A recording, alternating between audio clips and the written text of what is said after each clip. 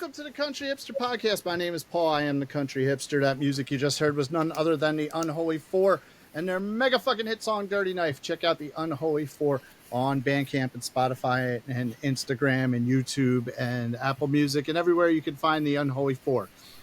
Podcast-specific promo code for January is 2025, and it's a special one for January. You get 25% off of your entire order at OttsvilleRecordGarage.com if you put in promo code 2025.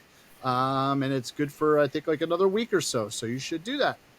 So here's what I'm going to say real quick. As you can tell, Adam is once again not with us, but we do have my co-host today and resident female and everything German, Kristen, is with us.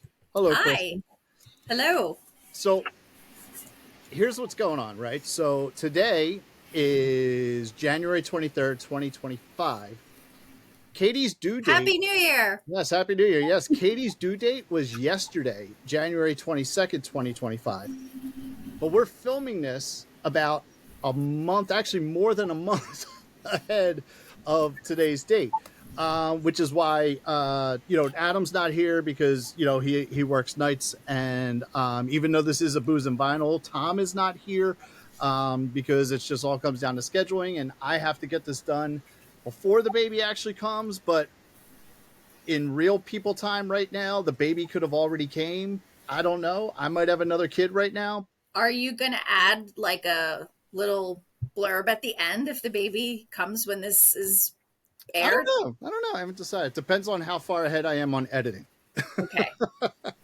So technically we're more than 4 weeks ahead on recording, but for purposes of when this is airing, it is January 23rd, and I may or may not have a baby already. The baby could have came a couple weeks ago. We could be sitting there and be like, okay, well, they're going to induce you tomorrow if you don't go. You might go into labor while you're filming the show. Exactly. So, but so we got a couple things going on here. This is a Booze and Vinyl episode, but it is also, more importantly, a listener pick. And it goes back to, Kristen, how are you? I'm good. Okay. I'm doing really well. Thanks. All right. There you go. Yeah.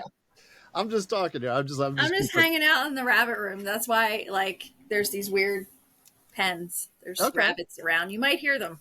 I thought you just like to keep Jeff in a cage. I do. You do? Yeah. Just, despite all his rage, he's still just a rat in a cage. Just a little rat in a cage. Little rat brain. There you go.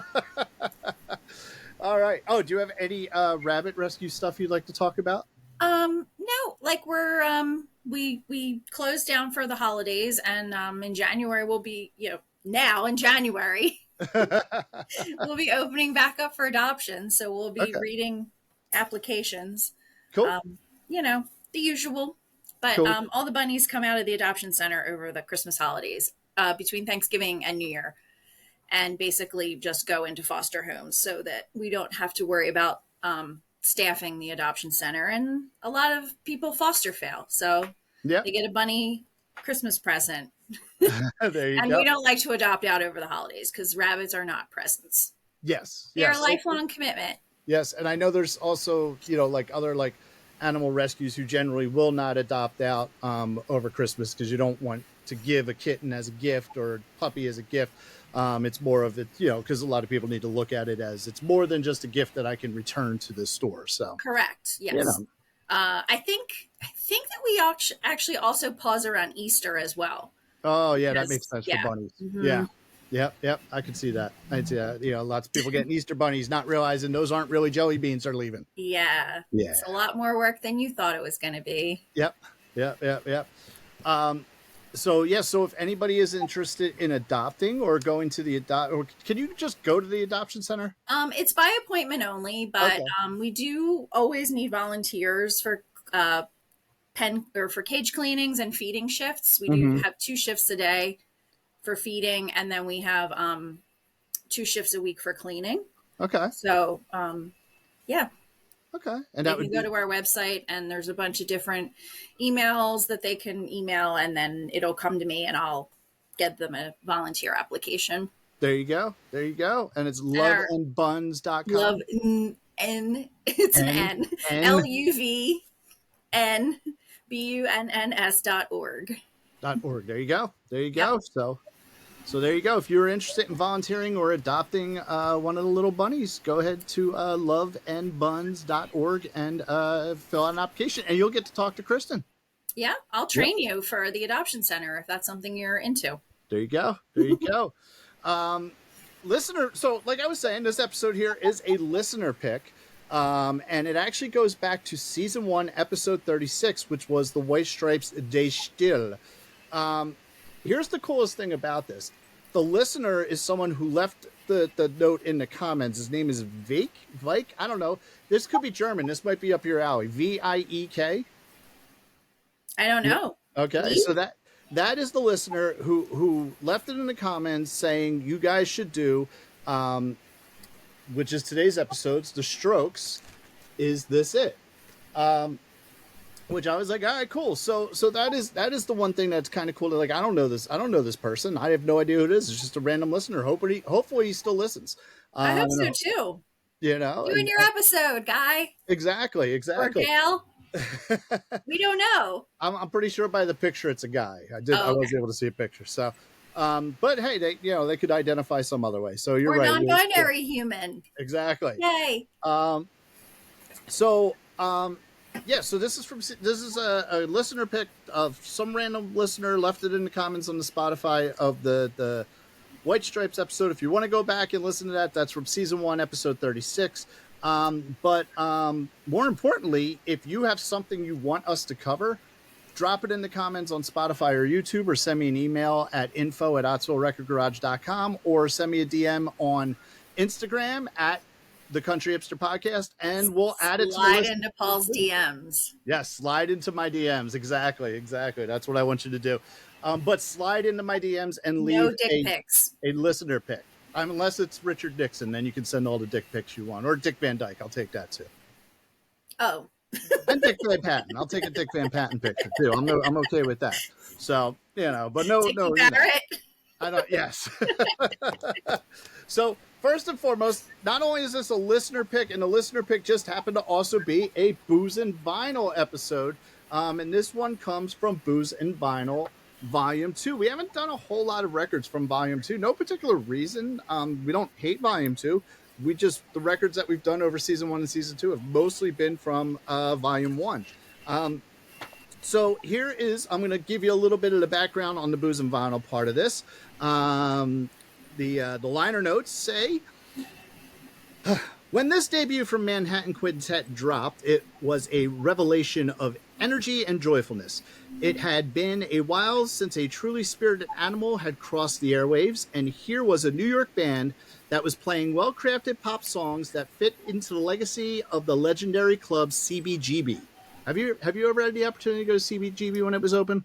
No. I never saw a show there.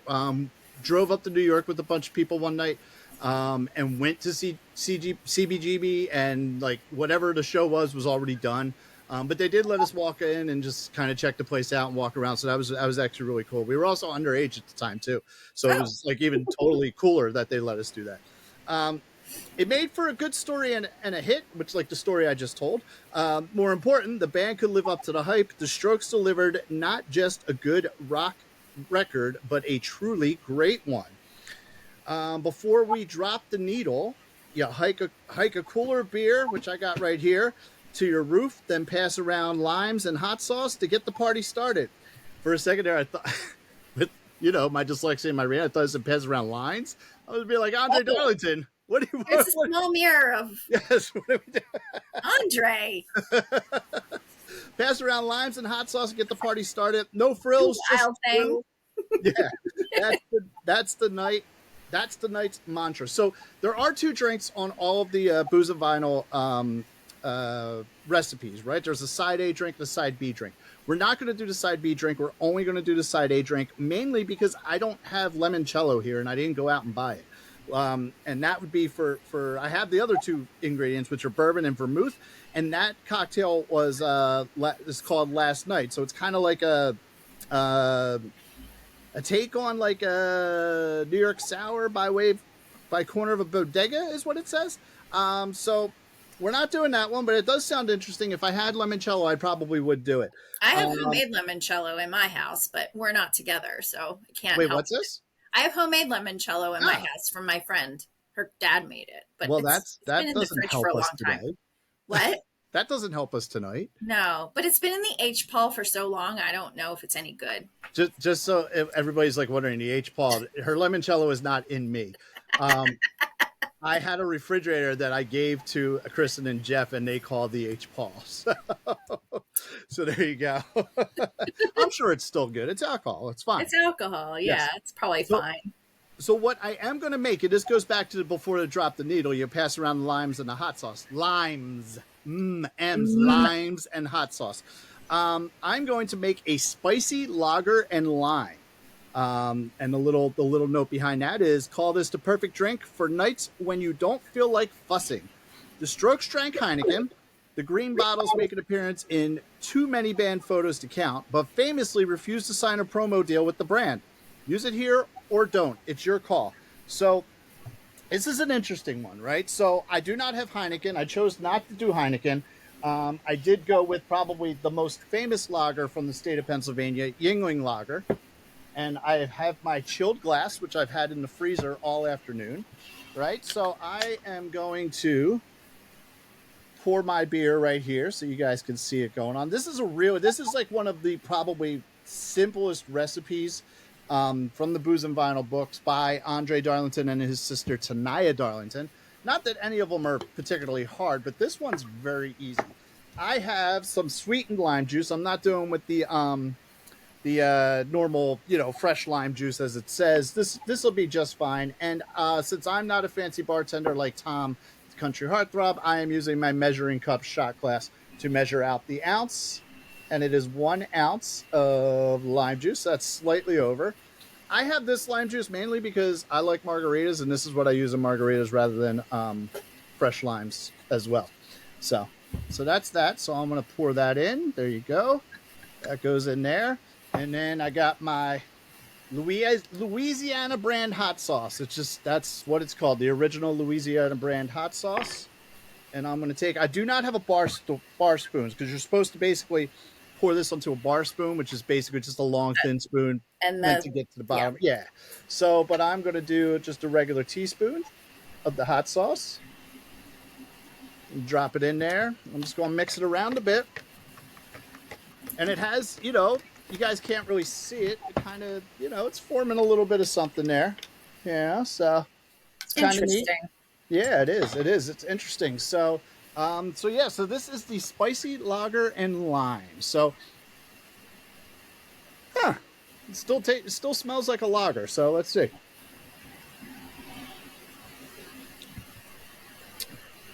That's pretty good. Oh, there's a little bit of burn on the back. A little bit of burn on the back, but it's not bad. It's not overwhelming. This actually reminds me. So if Adam were here, he would probably be choking drinking right it now. on a beach. Yes, he'd probably be drinking. He'd probably be like, "This is the perfect drink to be if I was sitting on the beach all day." All day.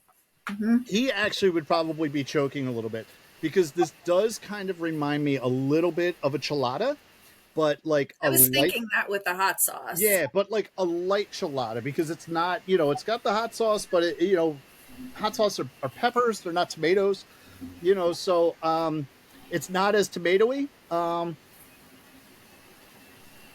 The lime kind of makes this, the Yingling lager turn into basically a Mexican lager with some lime in it, or similar to like there's the beer that the Kelsey brothers, Travis Kelsey and Jason Kelsey, have called the Garage Beer. They're like they bought a big share of the company or something like that. And they actually have a lime lager there, which I probably could have picked up too. I didn't even think of that.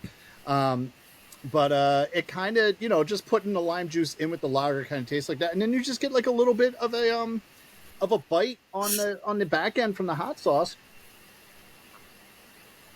This is enjoyable. I'm going to drink the rest of it. I don't know that I necessarily would go out of my way to do this again, but I would do it again, if that makes sense.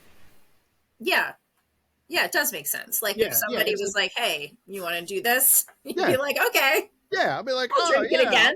I'll do a line. Oh, you said lime. Yeah. Oh, okay. Yes, I'll do that. Yes, thank you.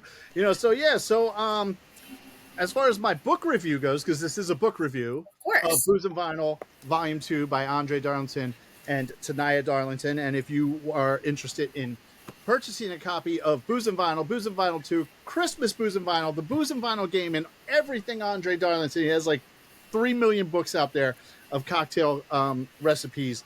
Go to andredarlington.com and you can pick up a copy. That is BFF of the podcast, Andre Darlington.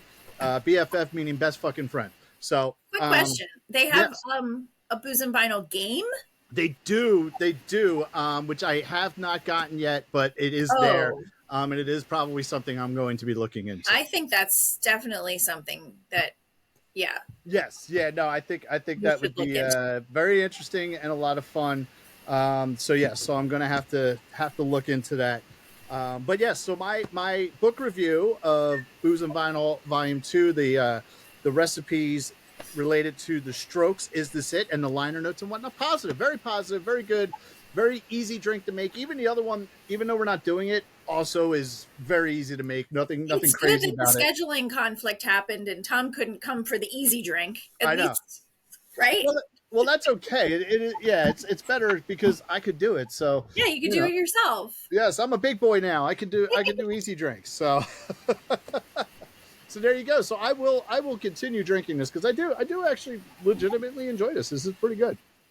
Excellent. Mm-hmm. I'm just drinking water from my Okay. big Stanley cup that I could probably smash someone's head in with. So here's the funny thing about Stanley Cups. I didn't know what they were, and then I remember reading something. Maybe it was about a year ago about how like everybody went crazy at Target one morning to get the new Stanley Cup, and they were like fighting and all this kind of shit. And my Yeah, mind went right to like the the fucking hockey trophy. hockey cup. Like that's I was like, why is everybody going crazy to get the fucking, you know what I mean? Like who cares that much about hockey? I mean, I enjoy hockey, but like what the hell? And then That's finally, nuts. what's that? I said that's nuts. Yeah, but it took like a week or two later till someone was like, "Oh, look at my Stanley Cup." I'm like, "Oh, It's that's like, when yeah, people are it's getting like crazy." legit a cup. Yes. So But it's heavy as shit, the one yeah, I have. okay, And when it's filled with water or any kind of liquid, it's like, yeah, I could smash someone in the head and like escape an okay. attempted abduction. There you go. Good thing to keep around. You might I want to walk bring that. around the parking lot through the parking lot at work with it, like, Yeah, there you go. get you. All right, so on to the factoids of the Strokes. Is This It? This is the debut album for the American rock band The Strokes, released on July 30th, 2001. Funny thing about the release, though, on July 30th, 2001, it was released in Australia. The album that summer progressively released to coincide with the tour dates that they had booked. So it debuted in Japan on August 22nd. It debuted in the UK on August 28th. Now, in the US, there's some issues. I read this. The vinyl was released on 9/11. And it was a new sexually explicit cover, which You have the sexually I explicit have. cover. I will talk about this later. But yes, this is the original cover that has been released worldwide, and now in the U.S. But again, I'll get into that. I'll get into that later with the Discogs value. Yeah, so they had to change the cover for it to be released in the US. But the vinyl was already pressed and released and in stores on 9/11. But so the original pressing has a song that is not on the later vinyl pressings as well as the CD, which eventually was released in the US on October 9th. And that song's called something like New York City Cops. Yeah, it's New York City Cops. There you go. Did you listen to it? I did not. No, I did not. So that got removed from the further pressings that came out on vinyl and CD. And the CD was delayed, I think, till like January or September 28th, and then eventually October 9th. So it was officially released in the U.S. on October 9th. It was received with widespread critical acclaim. Named the best album of 2001 by several publications, including Billboard magazine, and a top 10 on other publications such as Rolling Stone and NME, etc. Rolling Stone magazine listed it on the 500 greatest albums of all time in all three editions.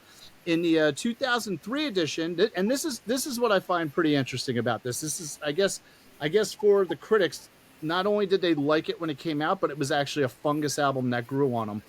Because in 2003, it was number 367. In 2012, it jumped up to 199. And then in the 2020 revised 500 greatest albums of all time, it jumped all the way up to 114. So it kept climbing up the top 500 of all time. It is listed on very many lists of like the best albums of all time, or like, 1001 albums you have to hear before you die. That's one of the lists. It's just like all this kind of like top albums of the Yeah, it was like a 2000s. writer's pick or something for Yeah, like NME. so many Yeah. lists have this listed as like one of the top albums that you have to listen to and whatnot. The 2001-2002 weekly charts, it topped out at 33 on the US Billboard 200. And it was 105 on the 2002 US Billboard end of year charts. Platinum in the US, so it sold over 1 million copies in the US alone, and went double platinum in the UK, selling over 600,000 copies. And it has sold well over 2 million copies worldwide. So it has sold a lot. I don't have the exact numbers. I just, what was on the Wikipedia, and I'm not even sure when that information was posted. Based on that, it was almost 2 million copies at that point. And so it's, and it keeps selling and people keep loving it. So it's definitely over 2 million copies worldwide for this album. That is a listener's pick. So that's the main factoids. There's a lot of like ins and outs and got the songwriting and recording I could have gotten into, but I really didn't feel like it. So there you go. It's a rainy It day. is. It's a rainy day. It's a Rainy rainy day. Wednesday. Yes. Kristen, what are your thoughts? So I like this album. Okay. I like it a lot. Were you familiar with it before doing this stuff for the podcast? You were. Okay. I actually own the CD, I believe. Okay. I remember owning the CD at some point. So like, what were we, like 26 or something, 25 when it came out? 2001. Yeah, I think we were probably like 25. Yeah. Yeah, I was like out at shampoo and my pleather pants and hanging out then. Could you?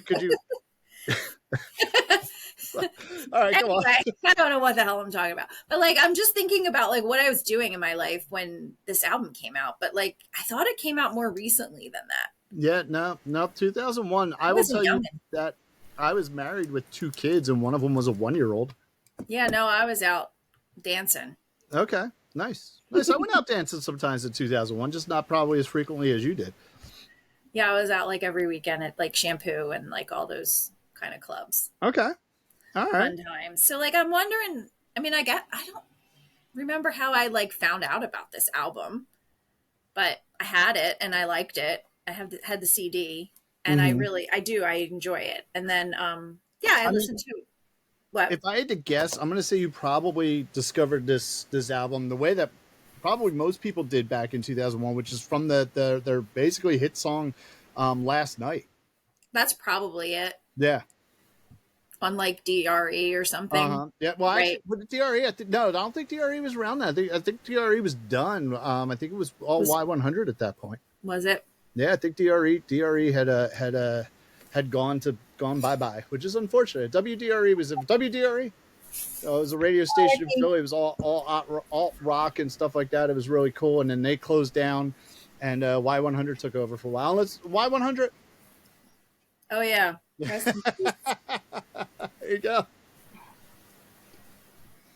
So yeah, so that's how I found out about the Strokes and who the Strokes were, was from that. Yeah, probably was from that song. Yep. Yeah, and then I went out and bought the CD. So I guess Anyway, I recognized all of the songs because I guess I had it. Okay. So like I was thinking that the modern age, that song kind of reminds me of the Velvet Underground a little bit. Which apparently is one of their influences. Is it? I didn't Yeah. read all of this other stuff, No, so that's that okay. No, makes sense apparently, then. like the singer's dad, or stepdad, and a couple other people, and like brothers or something like that, turned some of the members onto like the Velvet Underground and some like Bob Marley and stuff like that. And yeah, so no, I Yeah, definitely that feel definitely about, makes sense then. yeah. I really like the Velvet Underground. Hmm. And then the song Soma. Do you remember that song by Whitetown where it's like I could never be your woman? It's No, like no. no, I Hmm. don't even remember a band called Whitetown. Yeah, they used to play it on the radio a bunch. It's just like that singing into a like a toy megaphone kind of like Okay, thing that reminded me of that. But anyway, it's a good solid album. I like the whole thing okay, overall. cool, cool, The cool, cool. singing into a megaphone kind of thing kind of annoyed me a little bit. It's very early 2000s though. Yeah, I guess it is. Mm-hmm. Cool, cool, cool, cool. But This, yeah, I will say, this is definitely my favorite listener pick of the season so far, and this is actually the ninth listener pick. There's only one listener pick after this, um, and I'm this trying to this remember album, what the other ones were, but I think you're probably right. yeah, they were, I mean, they were listener picks. So I question our listeners a little bit, but no, this is definitely my favorite one. Uh, It's also I thought it was cool that it came from number one, someone random who I don't know, and even more coincidental that they had commented about having, say, listen to this album on the White Stripes episode, because honestly, like, I didn't like that White Stripes album, and I don't like the White Stripes in general, and I wish that this is what the White Stripes sounded like, because in my opinion, the White Stripes have really solid like foundation. Like they have a good idea of what they want to do, but don't know how to do it. That's how I sum up the White Stripes, and everything I've heard from them, especially that they still album, or however you say it, has fallen flat for me. And this is like when I listened to this album for the first time the other day, like listened to it straight through. I was like, Was this the first time you ever heard this album? Or did you hear it uh, back in the 2000s, like in early its 2000s? entirety, I think it was. Yeah, but I'll Oh, get into it wow. because I Okay. actually had a CD of this as well. But I'll talk about that in a minute. But like, this is like when I was first listening to it, I'm like, fuck, if the White Stripes could sound like this, I would like the White Stripes. But I don't have the White Stripes. I like the Strokes, and again, I was familiar with the Strokes. I never really delved into them. I just knew a couple of the hits, which would be like Last Night, and then what was like the other one? Someday. Someday I knew. Excuse I me, and I forget think I there's had one heard more. this. Is this it before too? Yeah, Um, probably. which again, I didn't mind them. I just never really got into them. But I'm so glad like I got into this album, and it's funny because I just mentioned I had a CD. So the reason I had the CD, I was driving home from work. I was working out in Delaware County at the time, and I had like an hour 15 minute, probably closer to like an hour and a half drive during rush hour home from Delaware County and Upper Darby all the way up to Northeast Philadelphia, where I was living at the time. Um, and so I was listening to Y100 and Matt Cord. Oh, Matt Cord, is it Cord or Cord? Matt Cord. Matt Yeah, he's Cord. Thank he's you. my friend Anne Marie's neighbor. There you go. There you go. Like So she's had barbecues with him and stuff. oh, that's pretty cool. That's pretty cool. So he was doing the show, the drive home show, and they were like, "Hey, fifth caller wins a Pete Yorn CD and a couple other CDs we have." You know what I Oh, mean? Yeah, and that's at the cool. time, I'm like, I won't buy a Pete Yorn CD, but if I can get one for free, I'll check it out. You know what I mean? Yeah. So I called, and I was caller 5. And so I got a Pete Yorn CD, and I got this Strokes CD, and I got another CD which I don't remember. But yeah, so I got the 3 CDs, one of them being this, and I don't think I ever put the CD on. And I don't know why. I just didn't. It wasn't like I hated the Strokes. Like it wasn't like I was just like fuck that band or anything like that.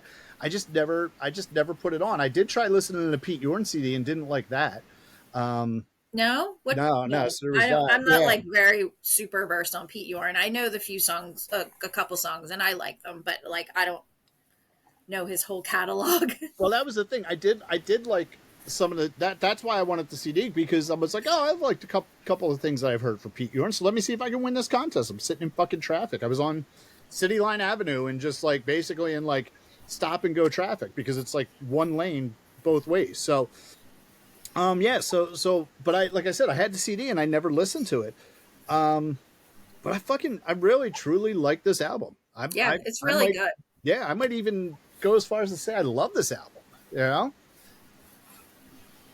Yeah, yeah, I might be If in you love. want, Yeah. you drop the L bomb on it. There you go. It's raw, Do you but it's think it like has? Do you think it has the same returns the feelings to you? I doubt it. That doesn't happen to me too often. You know what I mean? So, no, it's Should we raw, but talk about that, Paul? no, I don't. I'm good. I'm good. No, it's raw, but not Your underproduced. therapist. The production quality is great on it. The songs and the instruments just do things that are like I'm not expecting. Like, and it could be like the bass does something where it's just like, well, that doesn't make sense, but it fucking works. Or the guitar riffs that go on, and just the general style of the songs. I don't even mind. Like I know you were saying about the megaphone thing. I don't even mind the megaphone thing. You know, Yeah, but 'cause so it I actually was works. listening to the album like repeatedly, and Right, that right, right. annoyed me. But like just one listen through, it's totally fine. There was like one song where the beginning, I'm like, it sounds like this theme to South Park, like really quickly in the beginning. I Oh, was I'd have like, to go what is back and this? check, but possibly.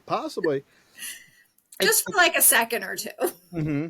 I There's definitely a lot of bands that I hear coming through their music, and I definitely would not call it copycat syndrome whatsoever. I think this is probably one of the more original albums of the early 2000s. Even though like you can hear influences of other bands, they take those influences and kind of do their own thing with it. So like when I'm listening to this, like the bands that like jumped out to me, besides just a general like blues influence throughout the whole album, like I'm hearing a blues influence that's kind of mixed with like Joy Division, old Cure shit, Modest Mouse, Sonic Youth, The Smiths, some Nada Surf, and fitting for the time, Weezer. It was like this felt like almost a throwback to like Pinkerton. Hmm. You know, yeah, and it's just, and it's like just throughout the album and the songs, it's just a I'm perfect still use. here, but hold on. Okay, You- I'll wait for you. It's I'm fine. listening. I can wait. Our No, listeners can wait. I'm still listening. Now, it's very It's much a annoying me. perfect use of distortion and dissonance throughout the whole album. So who is that you have there? This is Burton. Bert? Burton. Burton. Oh, Burton. Okay. Like Tim Burton. Okay. All right. So Is he's a he baby. okay? He's Is he a not neutered foster? yet, but once he what? Is he a foster or has he been Yeah, he's adopted? a foster. Okay. Once he's neutered, he'll be ready to get adopted. So I was gonna say hopefully he's thrashing out in there. like a month. Yeah. Anyway, sorry. That's He okay. was like digging and making a mess, so I wanted to stop him. It's all good. Is he a specific type of rabbit? He's a lion head. Okay. See And what this does that crazy mean? hair? Okay. He's got a mane. All right. See all the hair on his head? And Nice. he's got a skirt, so like his butt fur. He's Okay. got stuff stuck to it, but yeah, little skirt. Okay. Yeah, so he's one of like 9 babies that Nice. were born to our rescue. Nice. So right about the time actually this airs, he may be up for adoption. Yeah, definitely. Okay, so if you go to loveandbuns.com, you can adopt Burton. Burton. There you go. There you go. They all have Nightmare Before Christmas names. What, all your current fosters? No, all the babies from this litter. Oh, It was okay. time for them to be separated, and she had them all named like Nightmare Before Christmas names. So he's Burton, Okay. like Tim Burton. There you Tim go. Burton? Yeah. There you go. Nice. So continue. Yeah. I'm sorry. I That's okay. apologize. That's okay. I was rambling on for a little bit. Like, is it me? Like, do you hear those bands in this album, or I like, mean, what do you hear? maybe like yeah, definitely like old Cure. Like Mhm. I'm trying to think of what album. Like Three Imagine Yeah. Yes. Three Yeah. Imaginary Boys, that Yep. album. Yep. Yep. Yep. With that like grinding like guitar. Mm-hmm. Um, I didn't hear it. Joy Division, you said? Joy Division. Yeah, man. There's the one song. I have to It think. might be Trying Your Luck. Oh, look at that. I didn't realize this. But I'm sorry. But Trying Your Luck may be the one that definitely with the drums, the way the drums go, it's very, very like Joy Division esque in like a She's Lost Control type of drum beat to it. Okay. I'm gonna have And to listen again yeah, and with that in couple mind. different excuse me, a couple just little different things like I hear definitely just it's not like full fledged like you know Love Will Tear Us Apart type bass lines, but like I definitely hear a Joy Division influence in there. The guitar sometimes with like the crazy riffs with like the high trebly sound like puts me to like the Modest Mouse. Um, You know, I failed music theory in high school, right? Like, yeah, I it's don't, okay. It's all yeah, I had to cheat off of Angel Volpe. right. But like, and then you look at like just like and I say like the use of distortion and dissonance throughout this album. That's what gives me the Sonic Youth feel like throughout the whole thing because Sonic Youth is just a fucking hot mess of noise. Yeah, And, I get that. yeah, Definitely. and I feel that they're except like they take the elements. The Strokes take the elements of like the indie rock sound and basically used it against pop music but created an amazing pop music album. You know what I mean? Because because that is the thing. This album is poppy. Like Yeah. it's not just like flat out like rock and roll, or it's not flat out like indie rock or anything like that. They took all of like the good elements of indie rock that a lot of people frown upon. Like, well, I don't like indie rock because they do this weird noise stuff, or I don't like this because the songs don't make sense, or what is that bass line, or the drums aren't matched with the rest of the guitar. But like, from an indie rock I can't standpoint, understand any of the lyrics. right. But they do that and they turn it into a pop album that was a highly successful album, which I don't. It's very hard to like cross that border, like you know what I mean, to overreach from indie rock to pop music and make it work well without losing yourself. And I think that's one of the things that they do so well on this album. It's like it's chaotic yet fluid. You know what I mean? Like it follows a formula, but it doesn't. It's just it's like almost like how they say like there's beauty in war. You know what I mean? Like, have you ever heard that been said? I've Like, never heard that. yeah, I've heard like Okay. that. Like, there's a certain beauty that you see in this chaos and stuff like that. That That's makes kind of what sense. this album is to me. You know what I mean? It's just like all over the place, and you know, it's a 100% complete album in my opinion. It's one of those albums where it's just like start to finish.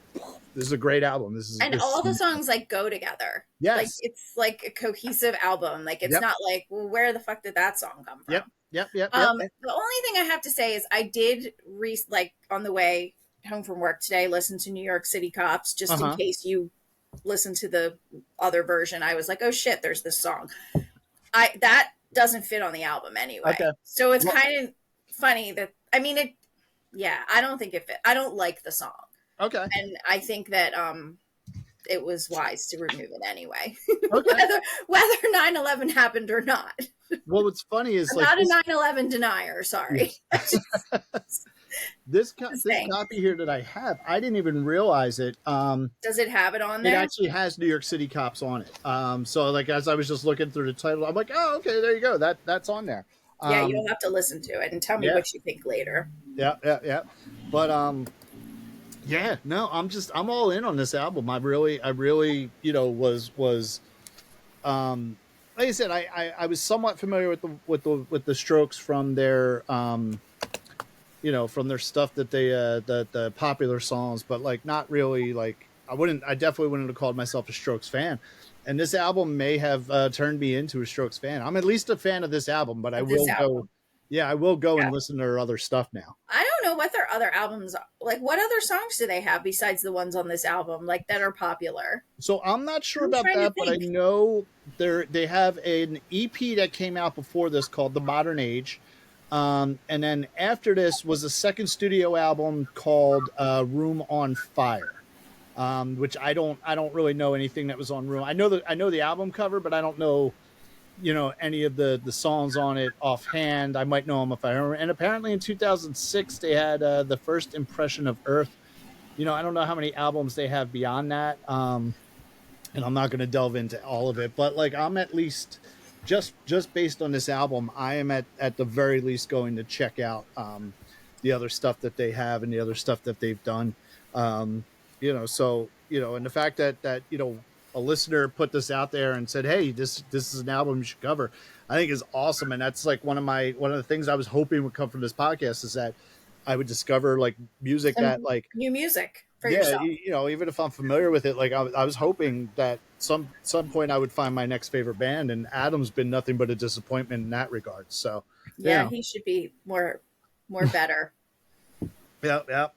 So, yeah, I mean that's my basic thoughts on this album. I don't know if there's anything else you were thinking or that you wanted to share about it or anything. No, I mean, it's a great album. Yep. I can agree. I can agree. Do you I want don't to have do the music vocabulary like you do. I that? know like what I like and what I don't like, and yeah. Cool. Like, got really weird all of a Nice. sudden. So, do you want to segue into the next segment, or should I? Oh, it doesn't matter what we think about this It does album, not. Paul. It does not. Sorry.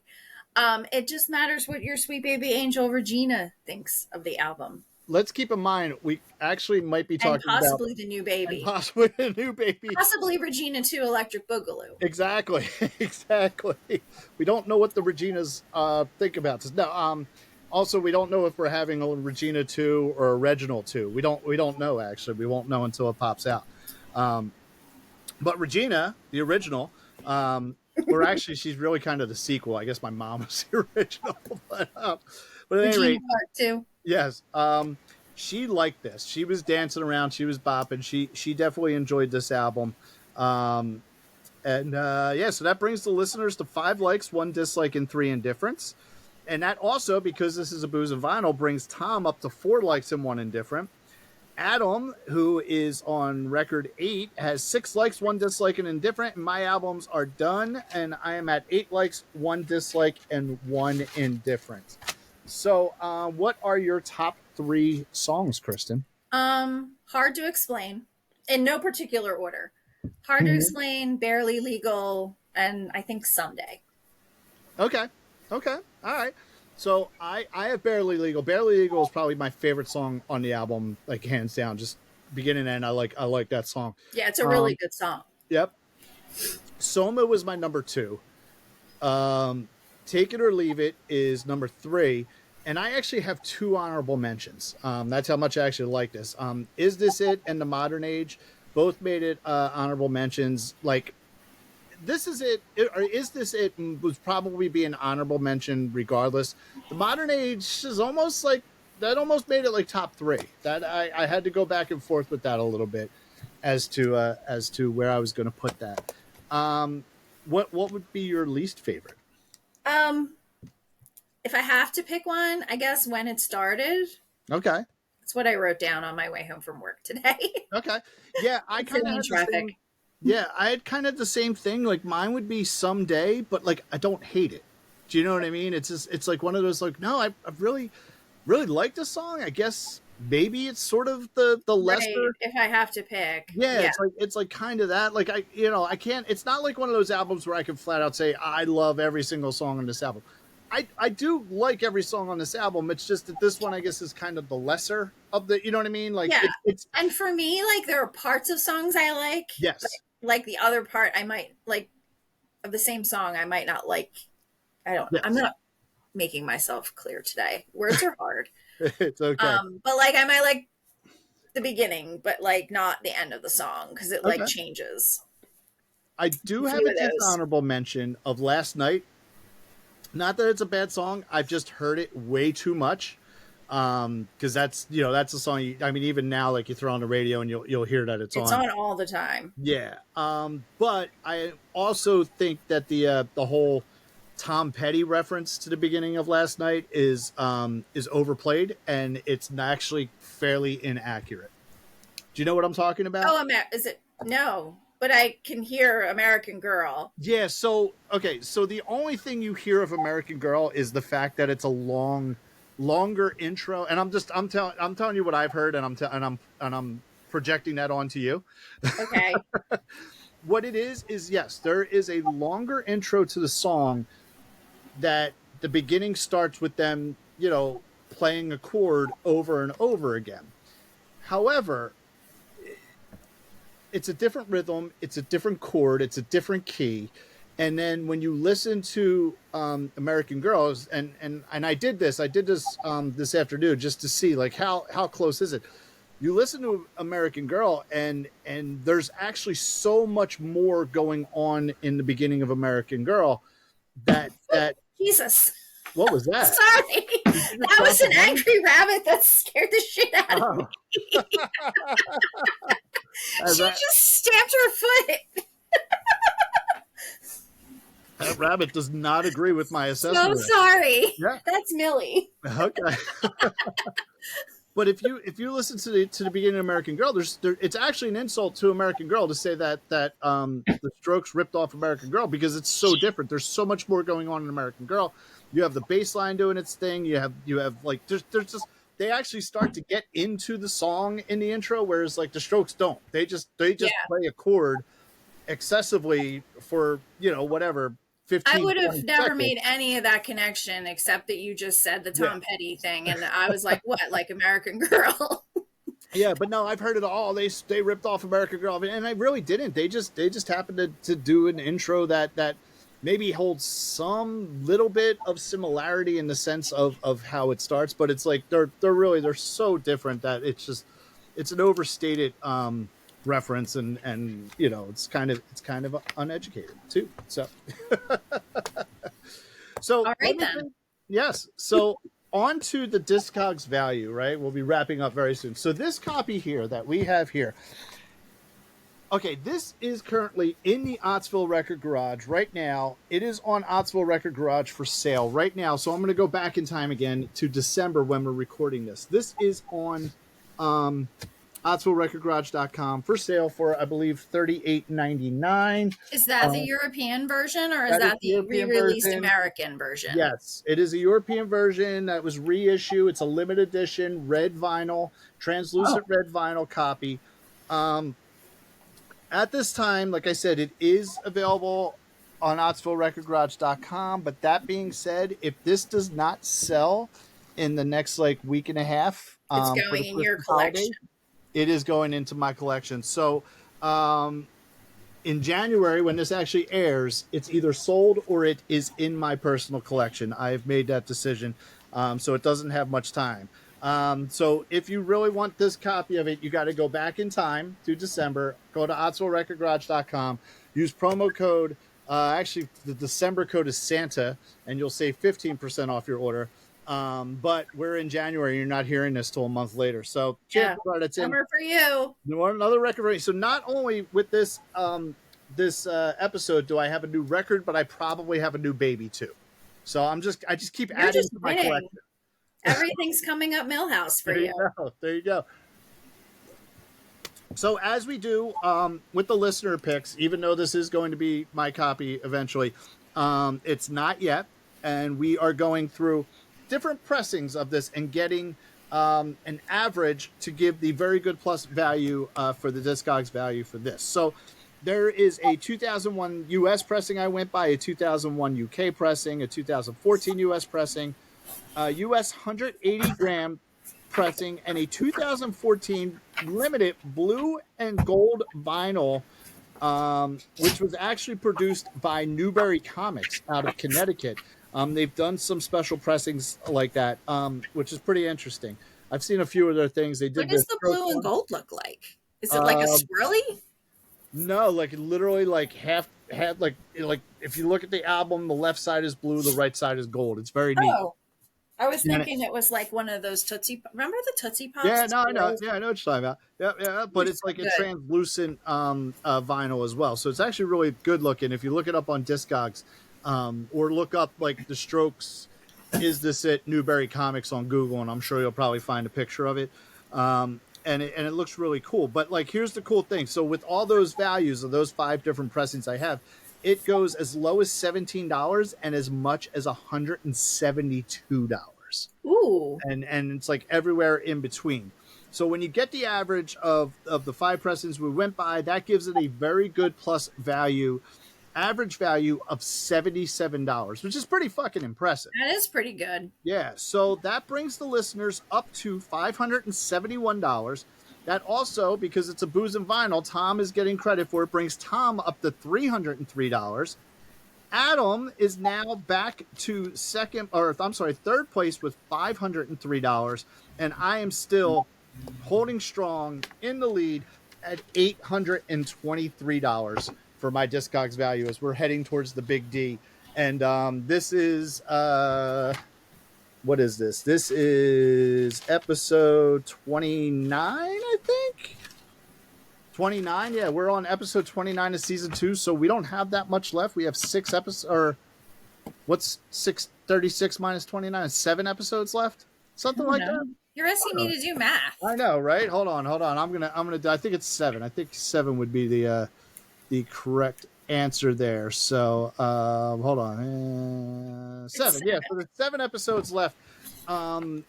Tom actually has the most episodes left. The most Booze and Vinyl episodes are left under him. So if anybody has a shot at catching me, it's probably Tom. So right now I got a pretty good shot at getting the Big D from Snoop Dogg there. So I'm very interested in that. You mean the little D? That's on the mic. No, I'm not getting this. I do not have the little D. Okay, I have a very large D standing behind me. Snoop Dogg is the keeper of the D right now. So I do hope at the end of the season I will be putting on the Big D necklace. And unlike Adam, I don't care how much fucking glitters on that. I will wear that every episode of season 3.